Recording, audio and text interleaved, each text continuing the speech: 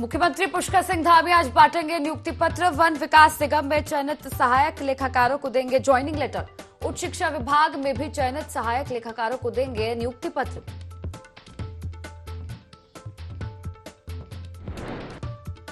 CM Pushkar Singh Dhami करेंगे संवाद। राज्य के बजट को लेकर करेंगे विशेषज्ञों से संवाद। जनता के सुझाव से तैयार कर रही राज्य के बजट को धामी सरकार।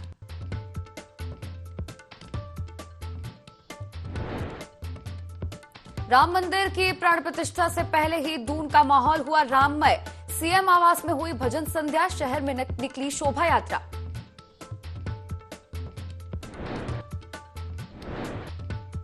हरिद्वार जिले में शीतलहर का आज फिर येलो अलर्ट जारी। जिलाधिकारी ने स्कूलों में बढ़ाई छुट्टी। कक्षा 1 से 12 तक के सभी विद्यालयों में 20 जनवरी तक का अवकाश किया घोषित।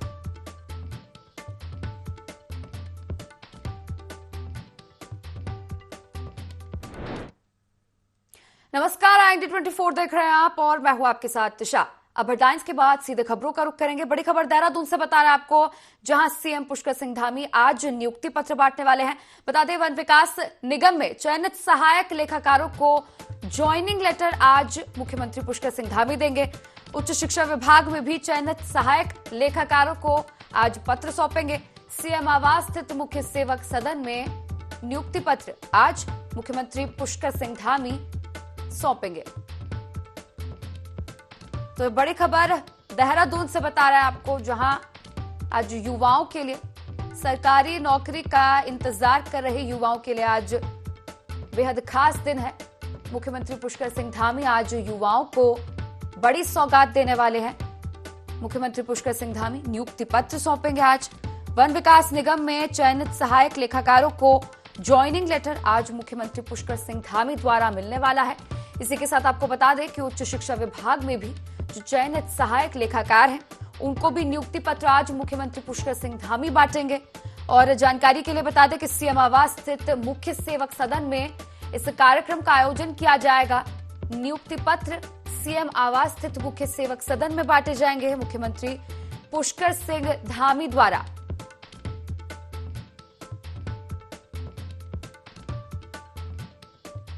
तो बड़ी खबर आपको बता रहे हैं देहरादून से, जहां सरकारी नौकरी के लिए इंतजार कर रहे युवाओं के लिए बेहद खास दिन है।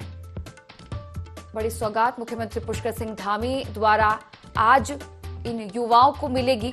नियुक्ति पत्र मुख्यमंत्री पुष्कर सिंह धामी आज बांटेंगे। वन विकास निगम में जो चयनित सहायक लेखाकार हैं, उनको आज मुख्यमंत्री पुष्कर सिंह धामी नियुक्ति पत्र देंगे। इसी के साथ आपको बता दें कि उच्च शिक्षा विभाग में जो चयनित सहायक लेखाकार हैं, उनको भी आज नियुक्ति पत्र यानी कि ज्वाइनिंग लेटर बांटे जाएंगे। अब इसी खबर पर अधिक चर्चा करने के लिए मेरे साथ संवाददाता विनय सूद लाइव जुड़ चुके हैं।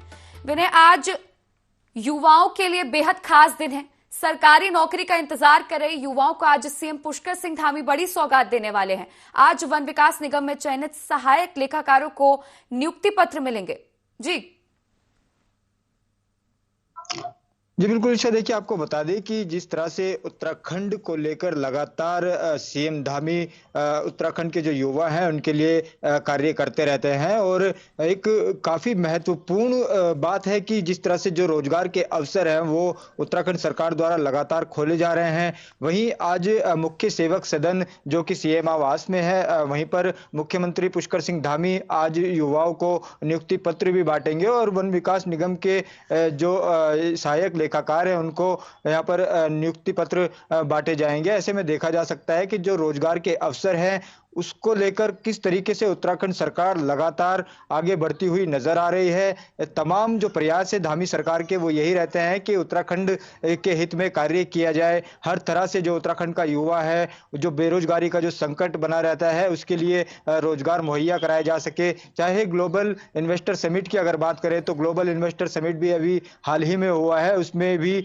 सीएम धामी ने साफ तौर पर कहा था कि ये होने के बाद में अब जो रोजगार के अवसर हैं वो उत्तराखंड के युवाओं के लिए खुल सकेंगे। तो देखा जा सकता है कि हर तरह से हर संभव प्रयास सीएम धामी का यही रहता है कि उत्तराखंड को किस तरीके से विकसित किया जा सके, उत्तराखंड के युवाओं के लिए क्या कुछ मुहिम चलाई जाए, उत्तराखंड की जो जनता है उसको किस तरीके से हर सरकारी योजना का लाभ मिल सके। तमाम प्रयास जो है सीएम धामी उत्तराखंड में करते रहते हैं और आज जिस तरह से नियुक्ति पत्र सीएम धामी बांटने वाले हैं वो भी काफी महत्वपूर्ण जो है इस दौरान यहाँ पर माना जा रहा है। जी विनय, आज उच्च शिक्षा विभाग में जो चयनित सहायक लेखाकार हैं उनको भी आज सीएम धामी नियुक्ति पत्र बांटेंगे। तो उच्च शिक्षा विभाग से क्या कोई और अन्य अधिकारी भी हैं जो आज इस कार्यक्रम में शामिल होंगे जिस दौरान नियुक्ति पत्र बांटे जाएंगे? जी बिल्कुल, देखिए उच्च शिक्षा विभाग की भी अगर बात की जाए तो उच्च शिक्षा विभाग में भी जो है आज ये इसको लेकर भी सीएम धामी ने नियुक्ति पत्र देने का जो कार्यक्रम है वो यहाँ पर रखा है। और गवर्नमेंट जॉब की अगर बात की जाए, सरकारी नौकरियों की बात की जाए, उसको लेकर लगातार सीएम धामी प्रयास कर रहे हैं कि कोई भी उत्तराखंड का युवा बेरोजगार ना रहे, चाहे वो यहाँ पर जो सेवा योजना के माध्यम से ही सही उनको भी जो है नौकरी यहाँ पर दी जाए। साथ ही साफ तौर पर देखा जा सकता है कि हर महीने की अगर बात की जाए तो हर महीने में इस तरह से जो नियुक्ति पत्र देने का कार्य सीएम धामी कर रहे हैं, उत्तराखंड सरकार कर रही है, तो काफी महत्वपूर्ण है। और उत्तराखंड के हित के लिए लगातार सीएम धामी यहाँ पर नजर आ रहे हैं कि किस तरीके से उत्तराखंड को लेकर आगे बढ़ा जाए, उत्तराखंड के युवाओं को किस तरह से आगे बढ़ाया जाए, कोई भी युवा उत्तराखंड में जो है बेरोजगार ना रहे। तमाम ऐसे प्रयास जो है सीएम धामी के उत्तराखंड में रहते हैं कि हर तरह से उत्तराखंड को विकसित किया जा सके और उत्तराखंड के हित में कार्य किया जा सके। जी, तो पुष्कर सिंह धामी, मुख्यमंत्री पुष्कर सिंह धामी लगातार प्रयासरत हैं। युवाओं को लेकर हर तरह के कदम और निर्णय उठाए जा रहे हैं कि वो बेरोजगार ना रहे और निश्चित तौर पर ये माना जा सकता है कि आज नियुक्ति पत्र बांटे जाने के बाद रोजगार के अवसर बढ़ेंगे। शुक्रिया आपका जुड़ने के लिए और जानकारी साझा करने के लिए। अगली बड़ी खबर हरिद्वार से बता रहा है आपको, जहां शीतलहर का आज फिर से येलो अलर्ट जारी हो चुका है। जिलाधिकारी ने स्कूलों में छुट्टी इसके बाद अब बढ़ा दी है। बता दें कक्षा 1 से 12वीं तक सभी विद्यालयों में आज अवकाश घोषित हो चुका है। आदेश का उल्लंघन करने पर संबंधित विद्यालय के खिलाफ कार्रवाई होगी। तो ये बड़ी खबर हरिद्वार से बता रहा है आपको, जहां ठंड का कहर अभी भी प्रदेश भर में जारी है। इसी को लेकर मौसम विभाग ने येलो अलर्ट जारी कर दिया है और इस येलो अलर्ट के चलते, शीतलहर के चलते जिलाधिकारी ने निर्देश दिया है कि स्कूलों में छुट्टी बढ़ाई जाएगी। एक दिन का अवकाश और घोषित कर दिया गया है। स्कूलों में कक्षा 1 से लेकर 12वीं तक के सभी विद्यालयों में आज अवकाश घोषित कर दिया है। एक दिन का छुट्टी का एक्सटेंशन विद्यालयों में घोषित कर दिया जा चुका है जिलाधिकारी द्वारा। और जानकारी के लिए बता दें कि आदेश का उल्लंघन करने पर संबंधित विद्यालय के खिलाफ कड़ी कार्रवाई की जाएगी।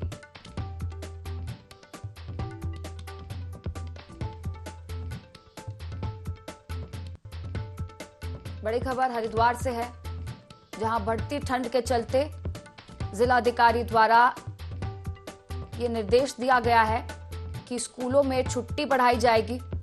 एक दिन का अवकाश और सभी विद्यालयों में घोषित कर दिया जा चुका है।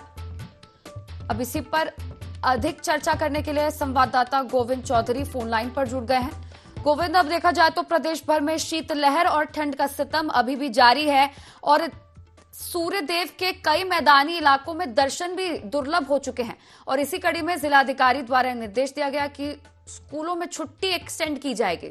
जी बिल्कुल, देखिए तीशा, अगर बात करें तो उत्तराखंड से लेकर पूरे समूचे उत्तर भारत में जो है इन दिनों जो है सर्दी का सिस्टम देखा जाता है और कहीं ना कहीं लोगों का जो जनजीवन है वो लगातार यहाँ पर प्रभावित हो रहा है। खासकर हम अगर हरिद्वार जिले और उधम सिंह नगर जिले की बात करें तो इन दिनों जो है सबसे ज्यादा सर्दी यहाँ पर देखी जाती है, क्योंकि मौसम विभाग ने यहाँ पर घने कोहरे का यहाँ पर येलो अलर्ट यहाँ पर जारी किया है। तो इसी को देखते हुए अब जो है शीत जो जिस तरह से चल रहा है, जिस तरह से लगातार जो ठंड हो रही है, तो इसको लेकर अब जो जिला अधिकारी हरिद्वार के धीरज सिंह गर्ब्याल है, उन्होंने एक बार फिर जो है स्कूलों की छुट्टी को बढ़ाया है यहाँ पर। हालांकि 1 जनवरी से 10 जनवरी तक यहाँ पर पहले से छुट्टी घोषित की गई थी, लेकिन शीतकालीन के चलते लगातार एक बार फिर जो है 19 से 20 जो जनवरी है उसका अवकाश यहाँ पर घोषित किया गया है।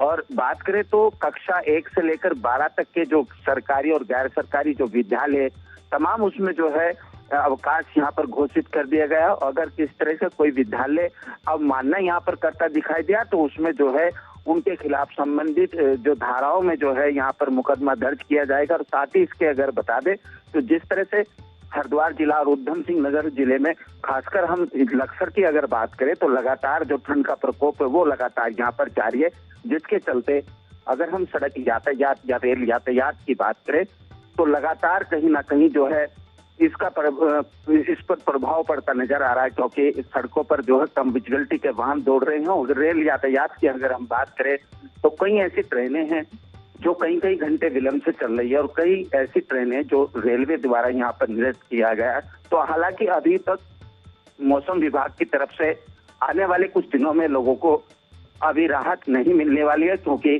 पहाड़ से लेकर मैदान तक एक बार फिर मौसम का मिजाज बदलेगा और कहीं ना कहीं लोगों को एक बार फिर ठंड का सामना यहाँ पर कुछ दिनों के लिए करना पड़ेगा। जी गोविंद, अक्सर देखा ये भी जाता है कि कुछ स्कूल मनमाने तरीके से निर्देश के बावजूद भी स्कूल खोलते हैं और ठंड में बच्चों को स्कूल तक बुलाते हैं। तो ऐसे स्कूलों के खिलाफ क्या कुछ कार्रवाई देखने को मिल सकती है प्रशासन द्वारा?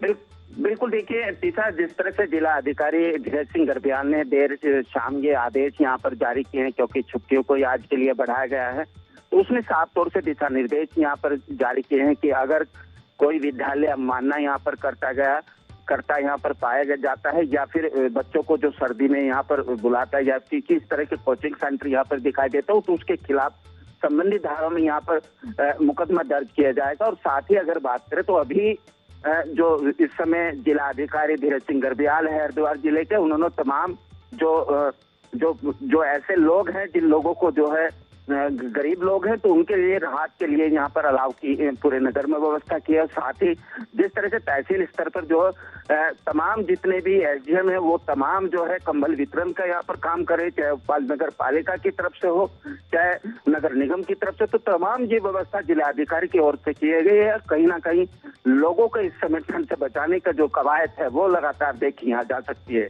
चलिए, शुक्रिया गोविंद जुड़ने के लिए और इस खबर पर अधिक चर्चा करने के लिए।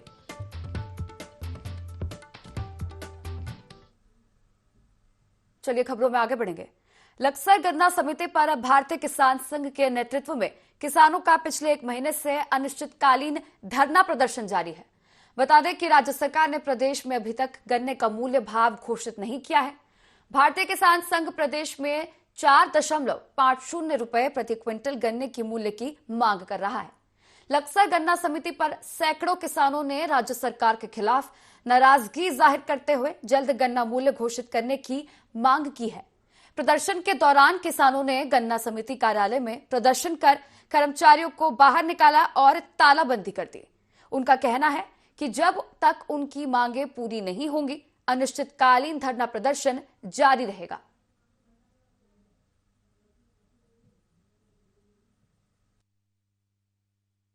पहले भी चेतावनी दी थी कि किसानों का गन्ना मूल्य घोषित किया जाए और लागत को ध्यान में रखकर लाभकारी मूल्य घोषित किया जाए। उसके लिए भारतीय किसान संघ ने 20 दिसंबर से अपना धरना प्रदर्शन शुरू किया था, लेकिन सरकार बहाना बनाती रही और 31 दिन बीत गए कि यूपी का मूल्य घोषित करते ही हम अपना गन्ना मूल्य घोषित कर देंगे, लेकिन ये गन्ना मूल्य घोषित क्यों नहीं कर रहे। तो आज हमने पहला कदम उठाया है कि उग्र आंदोलन की शुरुआत है। आज सहकारी समिति में तालाबंदी की है, कोई काम नहीं चलेगा। ये बहुत कम मूल्य है और इस पर हम लोग यहाँ की उत्तराखंड किसान संघ इस पर संतुष्ट नहीं है, क्योंकि वहाँ से उत्तर प्रदेश में बिजली और पानी जो आपासी नहरों द्वारा होती है वह बिल्कुल फ्री होती है और यहाँ से हमको उसका मूल्य देना पड़ता है। हमको कम से कम भी 450 का भाव यहाँ से मिलना चाहिए और जब तक ये घोषित नहीं करेंगे ये गन्ना मूल्य तब तक हम यहीं बैठे रहेंगे। हमने अपना एक मांग पत्र दिया था कि गन्ने का भाव निर्धारित किया जाए और न होने पर हमने धरना शुरू किया। जब तय नहीं हुआ तो धरना शुरू किया 20 तारीख को। 20 दिसंबर से आज करीब 1 महीना हो गया। इन्होंने अभी तक भाव डिक्लेयर नहीं किया। किसानों में इसके प्रति रोष है और 20 रुपये वहाँ यूपी में हुआ है। यूपी और यहाँ की वो भिन्न है, क्योंकि यूपी में बिजली और पानी मुफ्त मिलता है, यहाँ ऐसा नहीं है। ये हमारी मांग है और जब तक जियो नहीं आएगा जब तक हम अपने बंद से नहीं हटेंगे और इस बंद को आगे बढ़ाया जाएगा। खटीमा में मादक पदार्थों के खिलाफ अभियान चला रही चकरपुर चौकी पुलिस के हाथ बड़ी सफलता हाथ लगी है। आर्मी इंटेलिजेंस की गुप्त सूचना पर पुलिस और एसएसबी की संयुक्त टीम ने 19 ग्राम स्मैक के साथ एक तस्कर को गिरफ्तार किया है। बता दें, पुलिस और एसएसबी की संयुक्त टीम ने मुखबिर की सूचना पर नौगवना गांव से आरोपी को गिरफ्तार किया है। फिलहाल पुलिस ने एनडीपीएस एक्ट के तहत मामला दर्ज कर लिया है।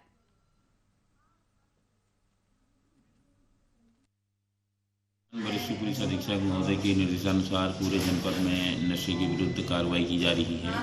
इसी कार्रवाई के क्रम में अभियुक्त कमलेश चंद पुत्र सुरेश चंद निवासी आलाबिरदी खटीमा को 19 ग्राम अवैध स्मैक के साथ गिरफ्तार कर एनडीपीएस एक्ट के तहत जेल भेजा गया है। इस अभियुक्त के बारे में काफ़ी दिनों से हमें मिलिट्री इंटेलिजेंस और एसएसबी की इंटेलिजेंस के द्वारा भी सूचना दी गई थी कि ये बॉर्डर क्षेत्र में भी काफ़ी सक्रिय हो रहा है। इसमें जो है काफ़ी समय से काम कर रहा था और कल पुलिस पार्टी को सफलता मिली। राजधानी देहरादून के दून अस्पताल में इमरजेंसी विभाग में एम्बुलेंस चालकों की कमी देखी जा रही है। दून अस्पताल में कुल 10 एम्बुलेंस है, लेकिन इनके लिए केवल 2 चालक ही अस्पताल प्रशासन के पास हैं, जिसकी वजह से आए दिन मरीज और उनके परिजनों को परेशानियों का सामना करना पड़ता है। इसको लेकर अस्पताल के प्राचार्य डॉक्टर आशुतोष सयाना ने कहा कि 4 ड्राइवर जो चिकित्सा स्वास्थ्य विभाग से थे उन्हें रिलीव कर दिया गया है और कुछ ड्राइवर रिटायर हो चुके हैं। साथ ही उन्होंने कहा कि अभी हम कुछ नए ड्राइवरों के लिए आउटसोर्सिंग के जरिए व्यवस्था करने जा रहे हैं। हमारे पास एक ड्राइवर 24 घंटे उपलब्ध रहता है, तो ज्यादा दिक्कत की बात नहीं है।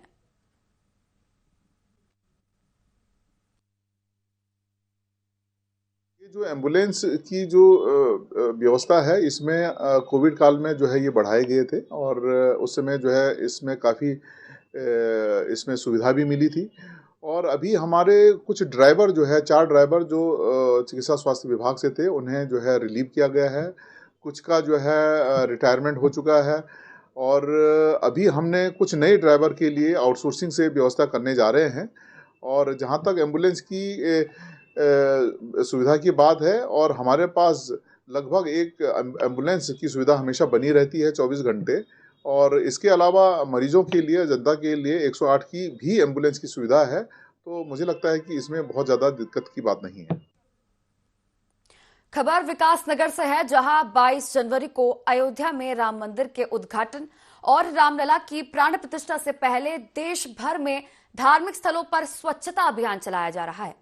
अब इसी कड़ी में बीजेपी कार्यकर्ताओं ने कालसी, सहाया और चक्राता के मंदिरों में स्वच्छता अभियान चलाया, जिसमें भाजपा प्रदेश महामंत्री आदित्य कोठारी, जिला अध्यक्ष मीता सिंह और सफाई अभियान के जिला संयोजक अमर सिंह चौहान सहित कई गणमान्य लोग मौजूद रहे। अभियान की शुरुआत कालसी मंडल के महाकाली मंदिर से की गई, जहां पर स्वच्छता अभियान के साथ साथ विधिवत रूप से पूजा पाठ और हवन करने के बाद हनुमान चालीसा का पाठ भी किया गया।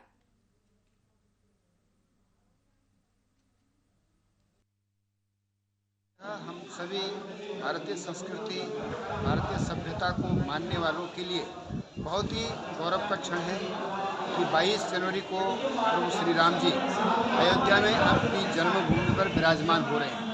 बहुत लंबे संघर्ष के बाद, लाखों लोगों की शहादत के बाद राम जन्मभूमि मुक्त हुई है। 22 तारीख को पूरे विश्व में, भारत में नहीं बल्कि पूरे विश्व में भगवान श्री राम जी पर आस्था रखने वाले लोग, भगवान श्री राम पर विश्वास रखने वाले लोग, ऐसे करोड़ों करोड़ों की संख्या में गौरवान्वित हैं। सभी अपने को जो है हर्ष महसूस कर रहे हैं और 22 जनवरी को पूरे विश्व भर में, भारत सहित पूरे विश्व भर में सभी लोग दीपावली जैसा माहौल मनाएंगे। हम सबका सौभाग्य है, भगवान रामचंद्र जी की जो मंदिर है उसकी प्रतिष्ठा 22 तारीख को उसका शुभारंभ होना है। तो उसके उपलक्ष्य में विधानसभा चक्रोता ही नहीं, पूरे उत्तराखंड में 14 से 22 तारीख तक जितने भी हमारे मंदिर हैं, सभी मंदिरों की सफाई की गई है। सभी मंदिरों से कलश रखा गया है, जो हम 22 तारीख को दीपावली के रूप में मनाएंगे। पूरे विधानसभा के अंदर जितने मंदिर हैं और आदित्य कोठारी जी ने जो ये काम किया है, उसमें हम सबका सौभाग्य रहा, हम लोग सब शामिल रहे। प्रदेश के सबसे बड़ा चिकित्सालय दून मेडिकल कॉलेज में पहाड़ के साथ साथ मैदानी क्षेत्र के लोग भी इलाज करवाने आते हैं, जिससे भर्ती मरीजों की संख्या दिन प्रतिदिन बढ़ती जा रही है। और इसी बात को देखकर अस्पताल में 570 बेड की इमारत तैयार की जा रही है, जिसमें मरीजों को सभी अत्याधुनिक सुविधाएं मिलेंगी। बता दें कि इमारत को लगभग 125.10 करोड़ रुपए की लागत से बनाया जा रहा है, जिसमें करीब 10 फ्लोर होंगे।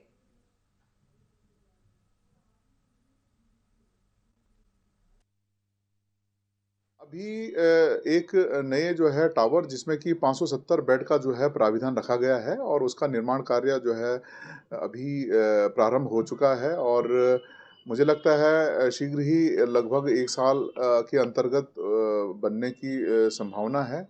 इस टावर में हम मेनली गायनेकोलॉजी डिपार्टमेंट जिसमें स्त्री रोगों का इलाज किया जाता है और पीडियाट्रिक्स डिपार्टमेंट, बच्चों का डिपार्टमेंट और सर्जरी विभाग और ऑर्थोपेडिक्स, इन मेन 4 विभागों को जो है उसमें स्थान देने का प्रावधान किया है और लगभग 570 बेड का जो है जो टावर बनेगा उसमें हम ओटी की व्यवस्था है और इसमें जो है जितने भी हमारी जांचें होती हैं, चाहे वो रेडियोलॉजी की जांचें हों, चाहे वो ब्लड बैंक हो, तो ये इसका भी जो है प्रावधान रखा गया है ताकि मरीजों को बहुत अंदर चिकित्सालय के अंदर तक ना आना पड़े और इस भवन के शुरुआत में ही और ग्राउंड फ्लोर में ही जो है ये सुविधा मिल सके। जनपद चमोली में भारत चीन सीमा को जोड़ने वाले सामरिक दृष्टि से महत्वपूर्ण ठाक नाले में स्टील गार्डर पुल का केंद्रीय रक्षा मंत्री राजनाथ सिंह द्वारा विधिवत शुभारंभ कर दिया गया। साथ ही भापकुंड और रिमखिम में निर्मित पुलों का वर्चुअल उद्घाटन किया गया। सेना आईटीबीपी के साथ सीमांत क्षेत्र के ग्रामीणों की आवाजाही प्रभावित न हो, इसके लिए बीआरओ द्वारा ढाक नाले पर 93 मीटर स्पैन का स्टील गार्डर पुल का निर्माण किया गया। इससे सीमा की अग्रिम चौकी नीति पास, रिमखिम सहित अन्य जगहों पर आवाजाही सुगम हो जाएगी। पुल का निर्माण वर्ष 2018 में प्रारंभ हुआ और 17.80 करोड़ की लागत से पुल का निर्माण हुआ था। रक्षा मंत्री राजनाथ सिंह ने कहा कि सड़क और पुल किसी भी देश की जीवन रेखा है।